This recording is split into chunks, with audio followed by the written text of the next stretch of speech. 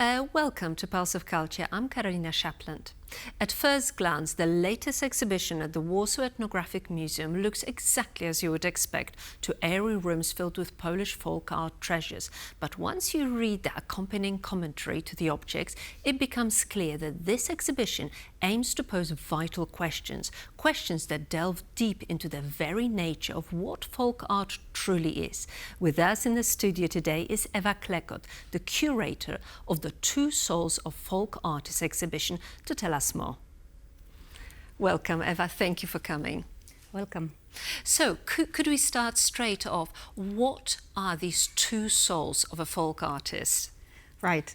This is a metaphor that was coined not by me, but by one of the most important 20th century specialists in folk art in Poland. Actually, I tend to call him not a specialist in folk art, but a co-creator of the folk art. And Aleksander Jackowski was his name.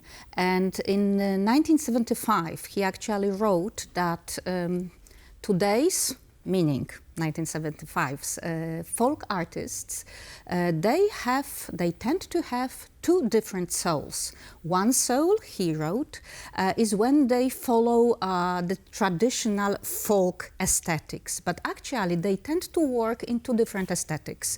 And the other aesthetics is their own aesthetics. So these two souls, according to Jackowski, would correspond to actually a choice that is made by the folk artist, choosing a traditional way, folk way, or his own or her own aesthetics that are different.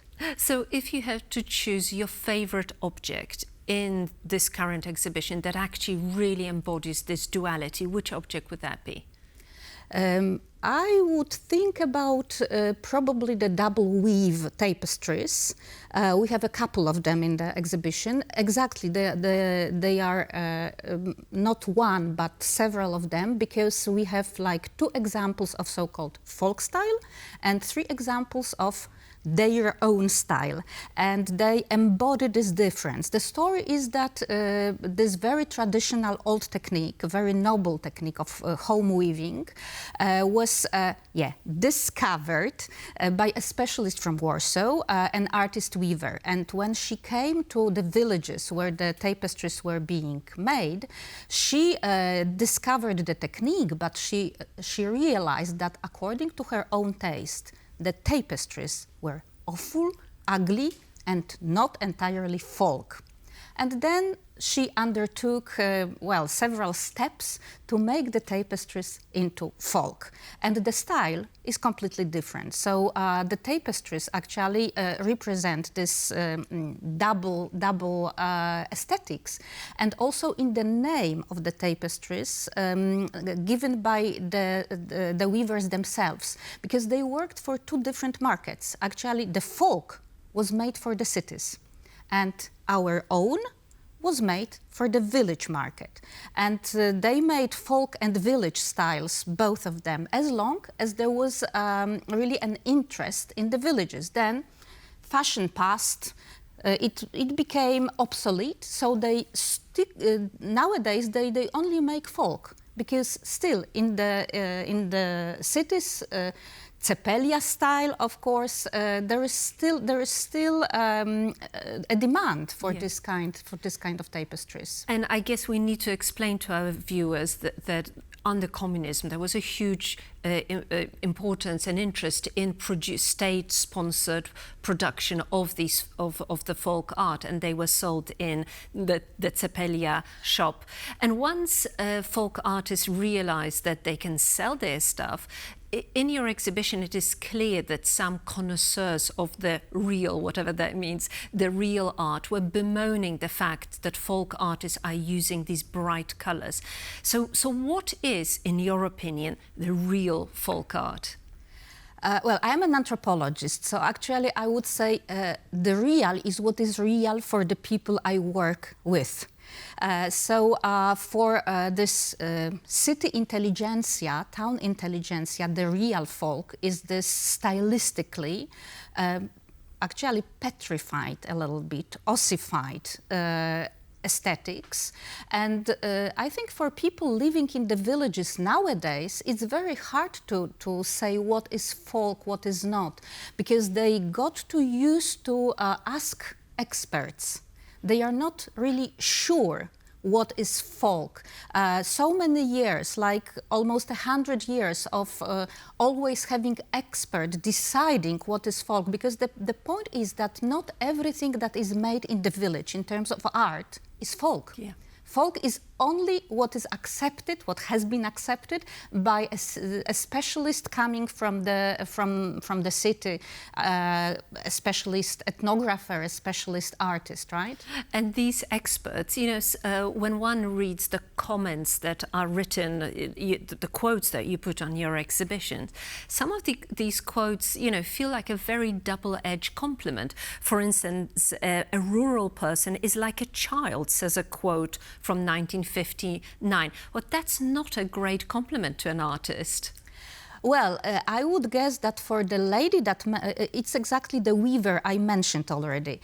So for her, it was the situation that was real. People in the countryside for her were like children to the educated city dwellers. It's this evolutionist style of thinking.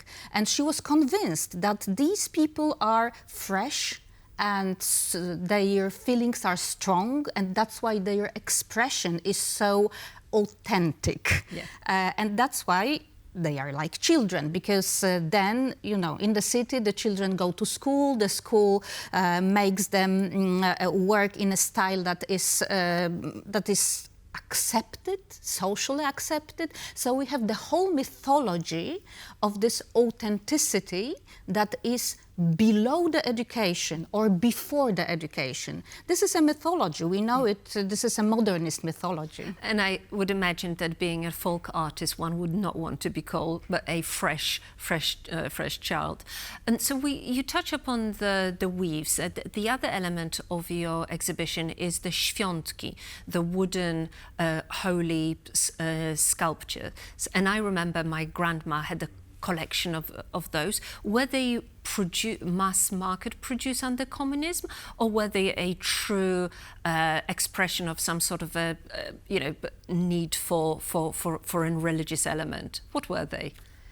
Well, I would say at the same time both, and at the same time not really neither one nor the other, because the situation under the communism is already that we have already established aesthetics, folk aesthetics.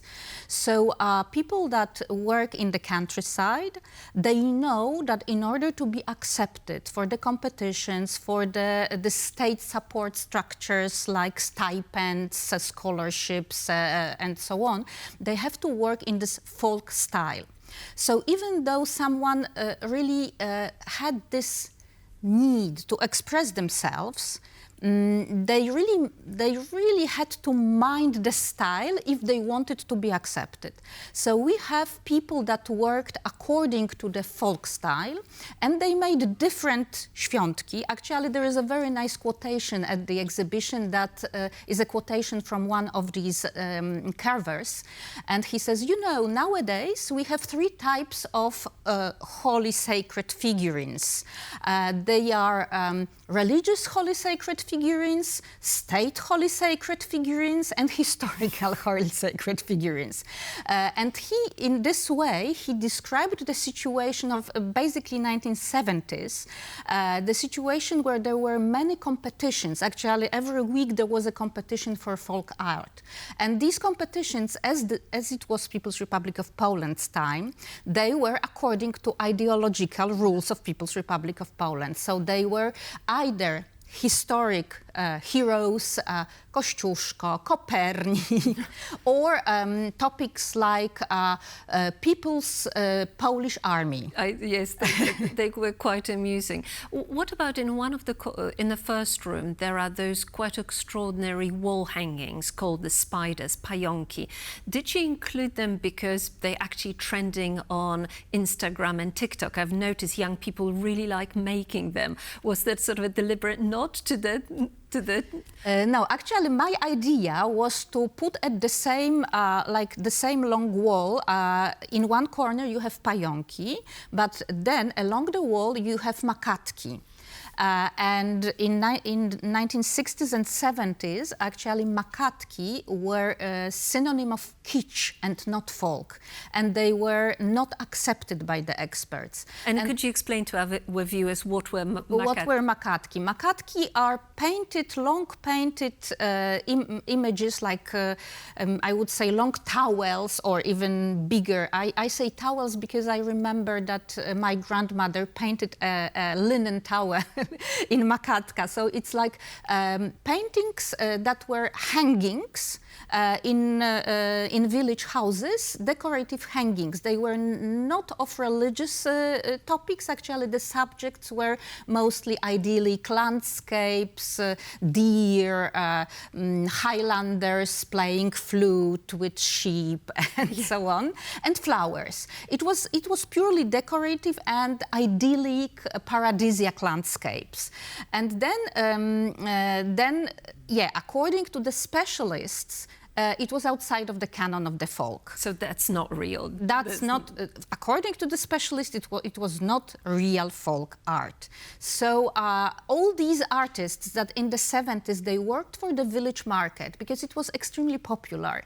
They never could apply for the status of folk artists. So they never could buy neither canvas nor paints. I mean, they bought it, but not as artists. They were not privileged. Yeah. And then you have this pająki, which is actually quite old tradition. And in the 1960s, even 50s already, they were obsolete. You know, in the village, you have also fashion. You have fads, and then the fads go out. So pająki apparently were fad in the 19th century. And the ethnographers like them very much because they are very impressive to every eye, actually. They are colorful, they hang. And in a wooden house where you don't have like lamps hanging from the ceiling, they were hung in the middle of the room for festive occasions. But as I say, in the 1950s, they were already obsolete. So nobody would be making them if not for the competition. And apparently the young people of today make them again. Can I just ask you one final question? In a very central spot, there is a painting or like a banner of a golden duck. What's the story? I must know. This is the second room where we talk the story of exhibitions of the Ethnographic Museum itself and the way those exhibitions made this image of village culture as folk culture. And the duck banner actually is a banner of a boat that Warsaw Ethnographic Museum used for 10 years, over 10 years even, as their exhibition room, their exhibition space, because they didn't have the building to exhibit their stuff, so they bought a boat and they used this boat on the Vistula and on the Oder, and they were showing always exhibitions dedicated to art. To art with the banner of the golden duck. It was called the Golden Duck. Golden Duck. Ewa Klekot, thank you so much, and I'm sure our viewers would think about coming to your museum because it is truly a stunning exhibition. Thank you. Thank you very much. And thank you for staying with us. This was Pulse of Culture, and I'm Karolina Szapland.